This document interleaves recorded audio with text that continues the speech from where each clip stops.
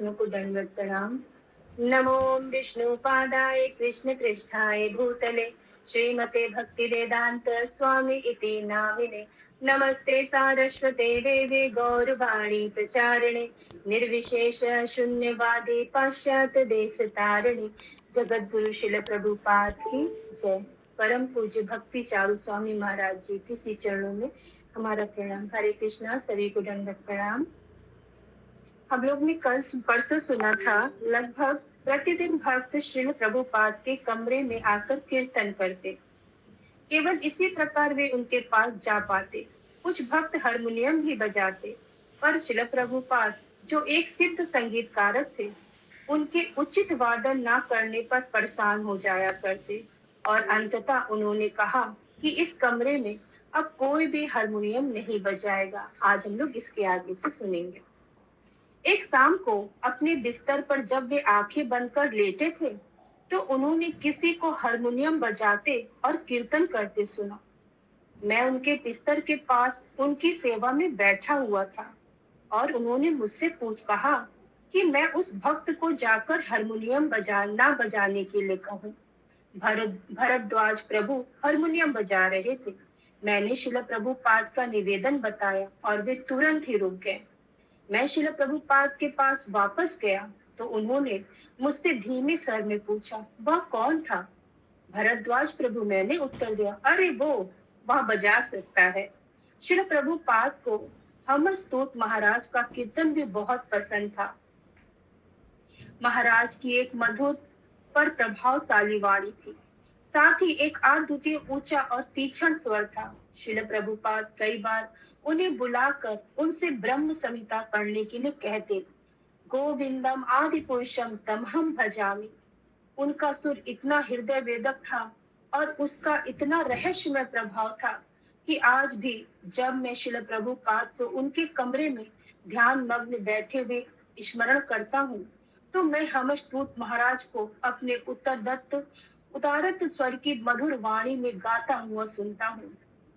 ग्रीष्म ऋतु के ताप के कारण शिल प्रभुपाद छत पर सोना पसंद करते थे, पर अधिकांश रातों को वे बहुत कम ही सोते।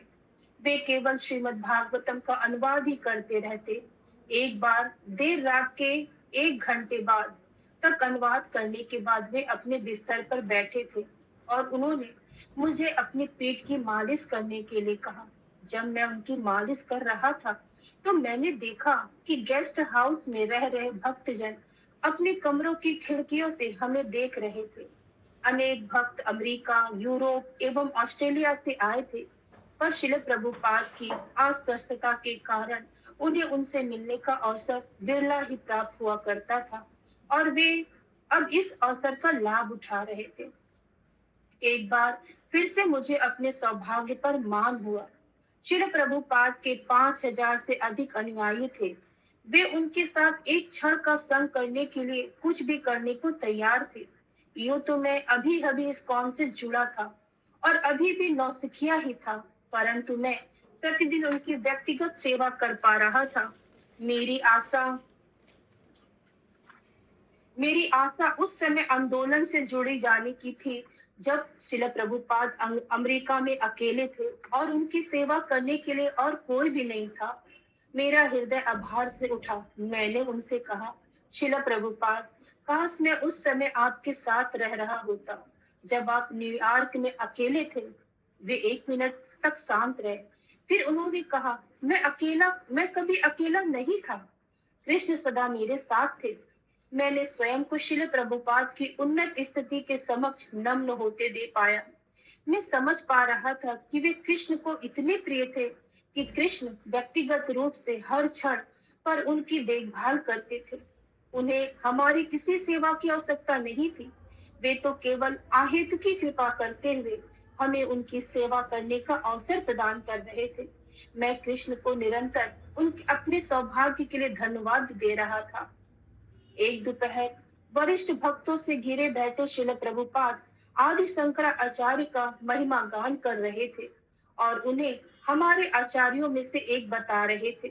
मैं थोड़ा विचलित हुआ, क्योंकि अन्य अवसरों पर मैंने शिल प्रभुपाद को शंकराचार्य की शिक्षाओं को मायावाद कहकर उनकी आलोचना करते सुना था।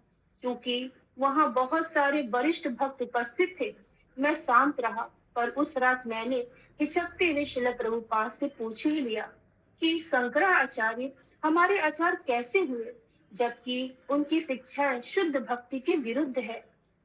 शिला प्रभुपाद कुछ मिनटों तक शांत रहे।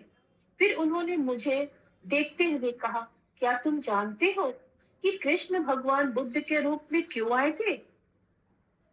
जी शिला प्रभुपाद, मैंने उत्तर दिया। इस कलयुग में वैदिक यज्ञों के नाम पर लोग असंख्य पशुओं की हत्या कर रहे थे। यह देखते हुए कृष्ण का कोमल हृदय विराल हो उठा गया और इस पशु हत्या के यज्ञ को रोकने के लिए वे बुद्ध के रूप में अवतरित हुए। शिल प्रभुपाद की ने स्वीकृति से अपना सिर हिलाया और धीमे स्वर में जयदेव गोस्वामी के ग्रंथ गीत गोविंद से एक श्लोक पढ़ा। निन्दस्य विदेरः अह श्रुति जातम् सदय हृदय दर्शित पशुधातम् केशवदृता बुद्ध शरीरा जय जय जय जगदीश हरे जय जगदीश हरे जय जगदीश हरे। सद हृदय, उन्होंने आगे कहा, उनका दयापूर्ण हृदय दर्शित पशुधातम, यह देखकर कि वैदिक यज्ञों के नाम पर असंख्य पशुओं का वध किया जा रहा है, उन्होंने वेदों का त्याग कर एक नए प्रकार का धर्म आरंभ किया। फिर भी जब उनका उद्देश्य संपन्न हुआ, पशु हत्या रुक गई और बौद्ध तत्व का पूरे भारत में प्रचार हो गया, तो उन्हें वेदों को पुनर्स्थापित करने की आवश्यकता जान पड़ी, क्योंकि वेद ही परम पुरुषोत्तम भगवान को समझने का एकमात्र साधन है। इसीलिए उन्होंने भगवान शिव को आदेश दिया कि वे वेदों को पुनर्स्थापित करने के लिए अवतार ले। भगवान शिव का यह अवतार अवतार शंकराचार्य कहलाया। मायावादम असछन्नम छन्निस्त्रम रक्षानम बौद्धम उच्यते म एव विहितम देवी कालो ब्राह्मण मूर्ति नाम। भगवान शिव ने दुर्गा देवी को सूचित किया कि कलयुग में वे एक ब्राह्मण के रूप में अवतार लेकर वेदों को असत शास्त्रों के माध्यम से समझाएंगे। ऐसा करते हुए वे एक ऐसी विचारधारा का प्रचार करेंगे जो वास्तव में ढका हुआ बौद्धवाद है। शंकराचार्य वेदों को बौद्ध तत्व की विचारधारा के ऊपर स्थापित करने आए थे। बौद्ध तत्व की शिक्षाओं का उपयोग करते हुए शंकराचार्य ने उसे परास्त कर दिया। बुद्ध अवतार की शिक्षा थी कि जीवन का लक्ष्य निर्वाण की प्राप्ति है, जिसका अर्थ है शून्य अथवा खाली हो जाना। परंतु शंकराचार्य ने बताया कि निर्वाण एक वैदिक विचार है, जिसका अर्थ शून्य होना नहीं, पर ब्रह्म से एकाकार होना है, और यह ब्रह्म वास्तविक आध्यात्मिक सत्य है। उन्होंने ब्रह्म का वर्णन इस प्रकार हर प्रकार के रूप, गुण, शक्ति या विद्वत्ता से विहीन बताया। निराकार, निर्गुण, निशक्तिका और निर्विशेष। उन्होंने ऐसे बौद्धवादियों को आश्वस्त करने के लिए किया था जो भगवान के किसी भी विचार को स्वीकारना ही नहीं चाहते थे। इस प्रकार श्रीपाद शंकराचार्य ने जीवन के अंतिम लक्ष्य को ब्रह्म में लीन हो जाना स्थापित किया। श्री चैतन्य चरितामृत में कहा गया है, भगवान बुद्ध का शून्यवाद वास्तव में ढका हुआ नास्तिकवाद है। वेद ना मानिया बौद्ध हायता नास्तिक। चैतन्य चरितामृत मत्त लीला 6.168। क्योंकि बौद्धवादी वेदों को स्वीकार नहीं करते, इसीलिए वे नास्तिक हैं। शंकराचार्य की शिक्षाएं केवल अद्वैतवाद भी ढका हुआ बौद्ध तत्व है। जिस प्रकार पार्वती को शिव ने बताया था प्रक्षानम बौद्धम उच्यते, इसीलिए बौद्ध तत्व ढका हुआ नास्तिकवाद है और शंकराचार्य का मायावाद ढका हुआ बौद्धवाद है। बुद्ध और शंकराचार्य दोनों के विशेष उद्देश्य थे। पहले का पशु हत्या रोकना और दूसरे का वेदों को पुनः स्थापित करना। शंकराचार्य वेदों की विशुद्ध शिक्षाओं को प्रस्तुत नहीं कर सकते थे, जिसके अनुसार परम सत्य परम पुरुषोत्तम भगवान है तथा जीवन का परम लक्ष्य उनके प्रति शरणागत होना है। क्योंकि बौद्धवादी नास्तिक जन इसे स्वीकार नहीं करते, इसीलिए उन्होंने शून्यवाद के उनके विचार को आगे बढ़ाकर निर्विशेषवाद की स्थापना कर दी।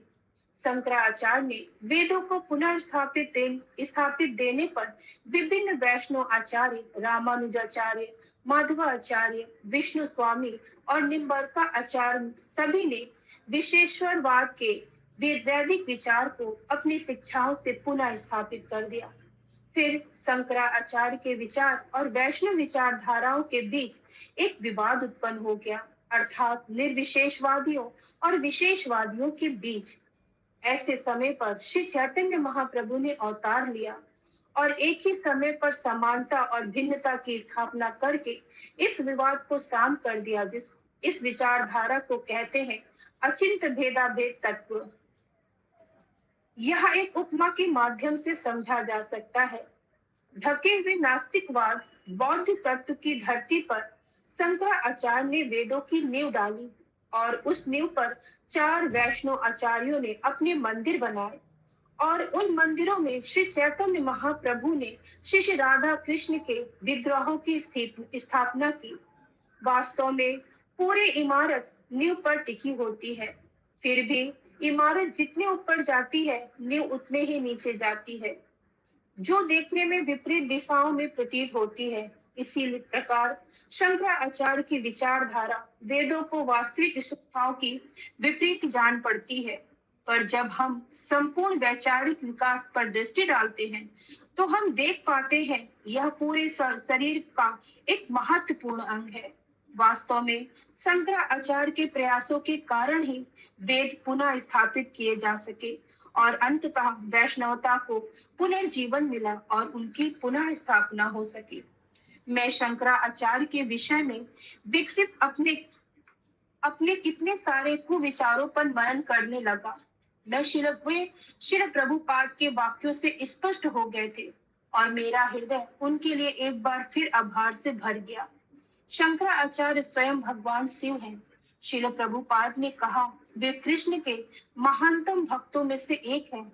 बचपन से ही शंकराचार्य का व्यवहार कृष्ण के प्रति उनकी गहन आसक्ति का प्रदर्शन करता है और उनके तीरों भाव के ठीक पहले उनका उपदेश था भज गोविंदम भज गोविंदम भज गोविंदम मूढ़मते। अरे मूर्खों, केवल गोविंद का भजन करो, गोविंद का भजन करो, गोविंद का भजन करो।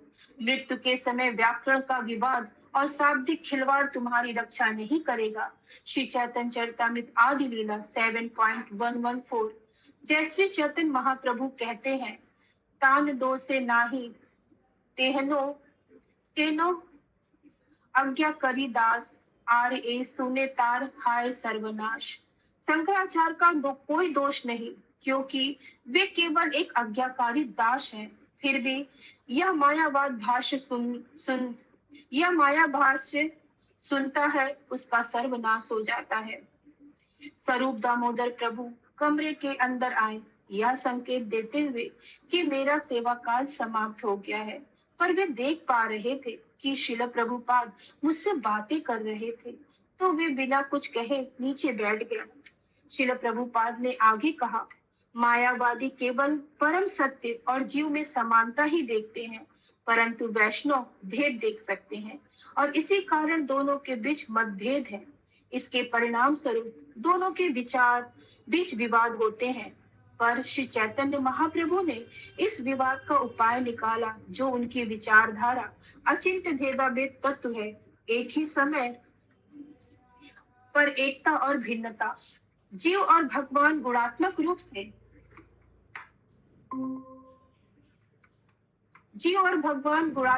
से एक है, पर मात्रकात्मक रूप से दोनों भिन्न हैं। भगवान और जीव दोनों ही आध्यात्मिक है, पर भगवान परम है, जबकि जीव आड़ू और इन्हीं दोनों के बीच भेद है।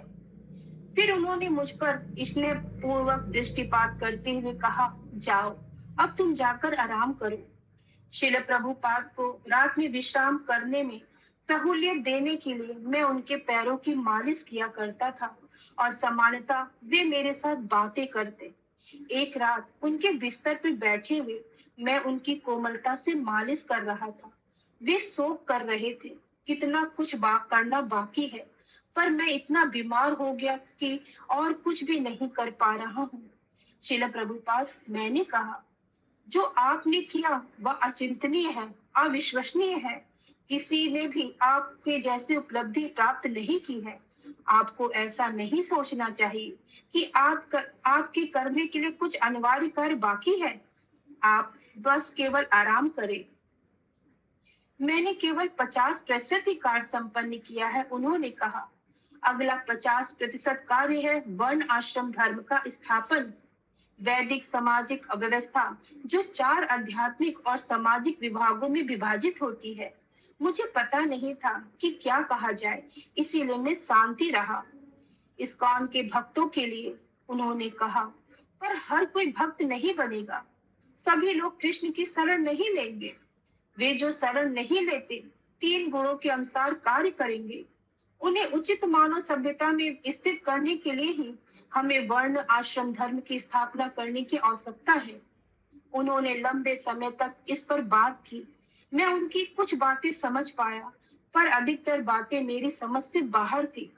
स्पष्ट रूप से वर्ण आश्रम की स्थापना करना कहीं से भी सरल या साधारण नहीं था, पर शिला प्रभुपाद की उपलब्धियां भी सामान्य नहीं थी। उनके अतिरिक्त और किसी ने भी ऐसी सफलता प्राप्त नहीं की थी। श्री चैतन्य महाप्रभु, जिन्होंने हरि नाम के पूरे विश्व के प्रत्येक गांव नगर में फैलने के लिए भविष्यवाणी की थी, उन्होंने भी ऐसा स्वयं नहीं किया था। उन्होंने यह अपने विशेष भक्त के लिए छोड़ा था, जो थे शिला प्रभुपाद। और अब उनकी इस उपलब्धि का विस्तार करने के लिए वर्ण आश्रम धर्म का विश्व भर में प्रत्येक नगर और ग्राम में प्रचार करना था। इस प्रकार उनके आंदोलन का अगला 50% कार्य संपन्न होता। विश्व की बची हुई जनसंख्या को अभी भी वैदिक संस्कृति की छतरी के नीचे लाना था।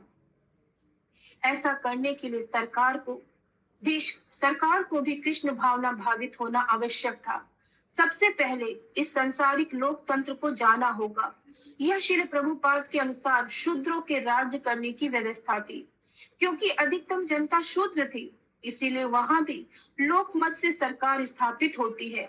वह शूद्रों की ही सरकार होती है। इसके विपरीत वर्ण आश्रम धर्म में ब्राह्मण समाज के नेता होंगे और वे परामर्श देंगे। क्षत्रिय समाज की भुजाएं होंगी और वे ब्राह्मणों के आदेश के अनुसार राज करेंगे। वैश्य समाज की आवश्यकताओं को पूरा करेंगे और श्रमिक वर्ग या शूद्र धनार्जन के झांसे में शोषण किए जाने के स्थान पर अन्य 3 वर्गों के निर्देशन और सुरक्षा के अंतर्गत कार्य करेंगे। ब्राह्मण मार्गदर्शन देते हैं और क्षत्रिय जन इसका पालन करते हैं, जो अपनी स्वाभाविक प्रतिभा और सैन्य बल का निर्देशन कर प्रशासन का कार्य करते हैं। वे सभी भद्र चरित्र के नायक होते हैं, जो ब्राह्मण के चरणों में बैठकर राज का संचालन करते हैं। यही है प्रशासन करने का वैदिक तरीका। वैश्य जन कृषि, गौ रक्षा और वाणिज्य के माध्यम से समाज की सभी आवश्यकताओं को पूरा करते हैं। ऐसा होने पर ही पूरी पृथ्वी में वर्ण आश्रम धर्म प्रतिष्ठित हो पाएगा। ऐसे भद्र नायकों के प्रशासन के अंतर्गत संपूर्ण जगत के हर एक नगर और ग्राम में श्री चैतन्य महाप्रभु द्वारा प्रसारित शुद्ध भक्ति का प्रचार हो सकेगा।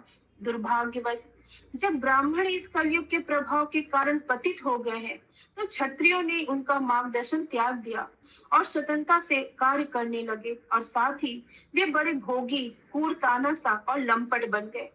या तो वे आपस में युद्ध करते हैं और एक दूसरे का नाश कर देते हैं, या उनकी प्रजा आंदोलन कर उनका सफाया कर देती है और लोकतंत्र स्थापित हो जाता है। पर यह सबसे बुरा तो नहीं था, पर निश्चित ही मानव समाज की समृद्धि के लिए सर्वश्रेष्ठ तरीका भी नहीं था।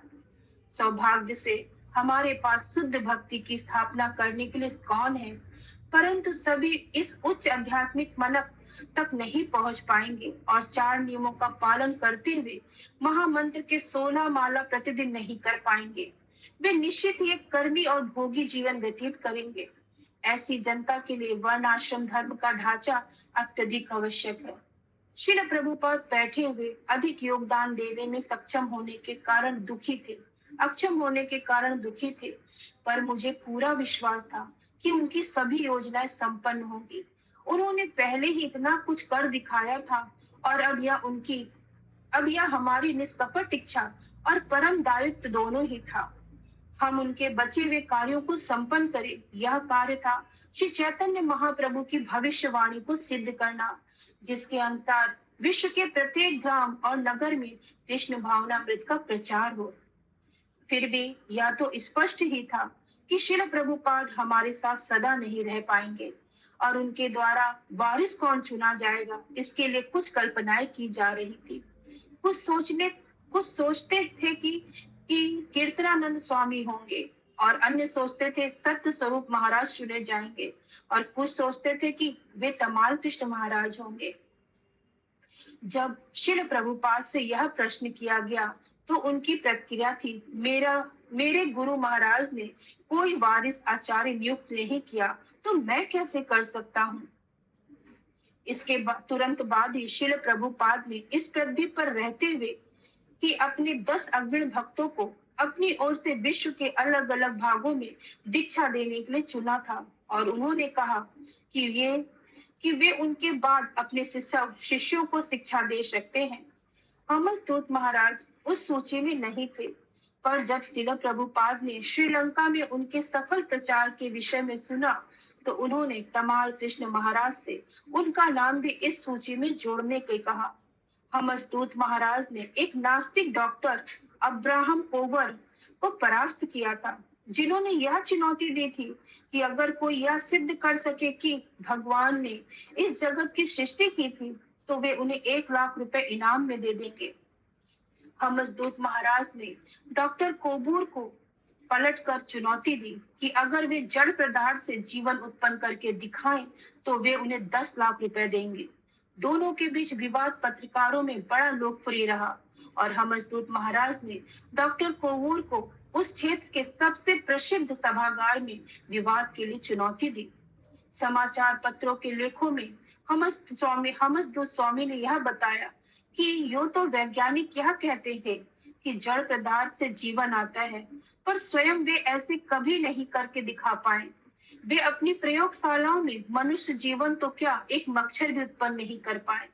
यूं तो वे एक अंडा भी उत्पन्न नहीं कर पाए, पर मुर्गियां ऐसे बिना किसी प्रयास के कर लेती हैं।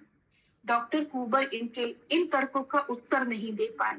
अंततः विवाद का दिन निश्चित हुआ और सभागार को किराए पर लिया गया। डॉक्टर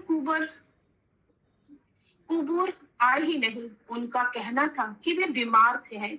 हर किसी ने हमसदूत महाराज की विजय समझा और फिर उन्होंने श्रील प्रभुपाद की प्रशंसा और सम्मान प्राप्त किया। इस्कॉन के अन्य एक अग्रणी नेता थे मधु द्विज प्रभु, जो एक सन्यासी और ऑस्ट्रेलिया के जीबीसी रहे थे। वे इतने रोमांचक और आनंदपूर्ण कीर्तन किया करते कि श्रील प्रभुपाद उन्हें कीर्तन सम्राट कहा करते थे। मधु द्विज प्रभु एक महिला के संपर्क से युक्त हुए और फिर इस्कॉन छोड़कर चले गए थे। एक सुबह सत्य स्वरूप दास गोस्वामी महाराज उन्हें श्रील प्रभुपाद से मिलवाने लाए। आरंभिक चर्चा के बाद श्रील प्रभुपाद ने उनसे पूछा, तुम चले क्यों गए? तुमने विवाह कर लिया, इससे क्या फर्क पड़ता है? उन्होंने कमरे में खड़े 2 और गृहस्थ भक्तों की ओर संकेत करते हुए कहा, जो थे गौर सुंदर प्रभु और उपेंद्र प्रभु। वे भी गृहस्थ हैं, पर इस्कॉन में ही रह रहे हैं। तुम्हारा विवाह हो गया, इसका अर्थ यह नहीं कि तुम्हें इस्कॉन छोड़कर जाना है। श्रील प्रभुपाद ने बल देकर यह कहा, चाहे कुछ भी हो जाए, कभी इस्कॉन छोड़कर नहीं जाना। मधु द्विज प्रभु ने श्रील प्रभुपाद के उपदेशों को स्वीकारा और इस्कॉन लौट आए, जहां उन्होंने श्रील प्रभुपाद के आंदोलन की सेवा करते हुए अपना पूरा जीवन व्यतीत किया। श्रील प्रभुपाद अधिकांशतः मुझे उनके लिए श्रीमद् भागवतम और श्री चैतन्य चरितामृत उच्च स्वर में पढ़ने के लिए कहा करते। जब तमाल कृष्ण महाराज श्री चैतन्य चरितामृत का एक दोपहर में पाठ कर रहे थे कि उन्होंने सुझाया कि मैं बंगला श्लोकों को पढूं और वे स्वयं अनुवाद और तात्पर्य पढ़े। श्रील प्रभुपाद को यह विचार बड़ा पसंद आया और उस समय से हमारा यही अभ्यास रहा। एक दिन तमाल कृष्ण महाराज उपलब्ध नहीं थे और मैं अकेले ही पढ़ रहा था। श्रील प्रभुपाद बड़े ध्यान से अपनी आंखें बंद करके सुन रहे थे। उन्होंने आंखें खोलकर टिप्पणी की, शास्त्र एक अमृत के सागर के समान है। आप जहां से भी पिए केवल अमृत ही मिलेगा। श्रील प्रभुपाद, मैंने प्रस्ताव रखा, मुझे लगता है कि आप चाहते हैं कि हम पहले भगवत गीता पढ़ें, फिर श्रीमद् भागवतम और फिर श्री चैतन्य चरितामृत। उन्होंने कहा हाँ। उन्होंने कहा इसीलिए क्योंकि व्यक्ति को समझना आवश्यक है कि कृष्ण कौन है। व्यक्ति को इसका सही विचार होना चाहिए कि वे परम पुरुषोत्तम भगवान है। यह समझ व्यक्ति को भगवत गीता पढ़ने से प्राप्त होती है। यह वह शास्त्र है जिसमें परम पुरुषोत्तम भगवान स्वयं के विषय में बताते हैं। इसीलिए उन्हें समझने का इससे बेहतर स्रोत क्या हो सकता है। फिर भी जब एक महान व्यक्ति अपने बारे में बताता है तो भद्र स्वभाव के कारण अपनी महिमा का बहुत विस्तार नहीं करता, पर जो उनसे प्रेम करते हैं, जब वे उनके विषय में कहते हैं तो वे उनका संपूर्ण महिमा गान करते हैं। श्रीमद् भागवतम वह शास्त्र है जहाँ कृष्ण के भक्त उनकी महिमा का वर्णन करते हैं। इसीलिए कृष्ण की वास्तविक महिमा और महानता और साथ ही उनकी गतिविधियां बड़े सुंदर रूप से श्रीमद् भागवतम में प्रकट हुई है। जब व्यक्ति को कृष्ण के परम पुरुषोत्तम भगवान होने की स्पष्ट समझ हो जाती है तो वह कोई भी शास्त्र पढ़ सकता है और उसकी दिव्य मधुरता का आस्वादन भी कर सकता है। दूसरे दिन दोपहर के समय मैंने दीवार पर टंगी परमात्मा की कलाकृतियों के विषय में पूछा जो एक भक्त ने श्रीमद् भागवतम के लिए बनाई थी। मैंने पूछा, क्या कृष्ण सभी के हृदय में चतुर्भुज परमात्मा के रूप में स्थित है? एक चमकदार मुस्कान के साथ उन्होंने कहा, हाँ, पर तुम्हारे हृदय में भी द्विभुज रूप में है। वनमाली कवि राज के उपचार को बारंबार धन्यवाद, जिसके कारण श्रील प्रभुपाद का स्वास्थ्य सुधर गया।